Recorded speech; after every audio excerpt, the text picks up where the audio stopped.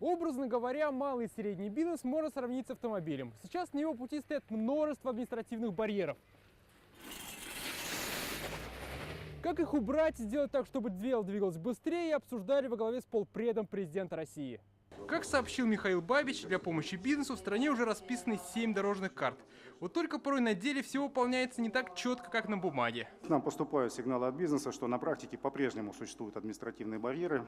Данная информация также подтверждается и по линии агентства стратегических инициатив. Избавить бизнесменов от таких препонов призваны и многофункциональные центры по оказанию госуслуг. В этих кабинках воплощается принцип одного окна. Такой документооборот избавляет от хождения по многим коридорам власти. Основная услуга – это кадастр и Росреестр. Финишные документы там.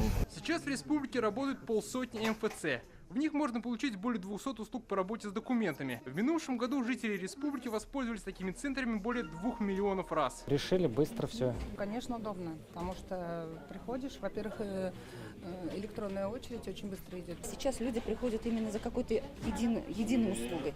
Со временем люди, наверное, собираясь в МФЦ, все-таки будут понимать, что там параллельно можно еще множество услуг получить, поэтому развитие оно еще только-только начинается. По оценкам экспертов, сейчас в Татарстане самый лучший инвестиционный климат. Как создать такую ауру для бизнеса, гостям из других регионов рассказал Рустам Миниханов. Значимыми точками роста республики являются объекты инфраструктуры поддержки предпринимательства, такие как особые экономические зоны, промышленные парки, технопарки. Сделать работу бизнеса легче должна либерализация законодательства. Так, за нарушение малые предприниматели на первый раз смогут отделаться не штрафом, а предупреждением.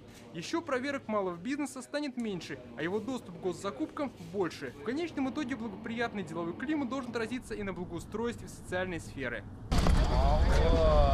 Такой обновленный двор Михаилу Бабичу, например, показали сегодня в Казани. Дмитрий Арин, Ренат Сафин, Александр Лобанов, ТНВ, Казань.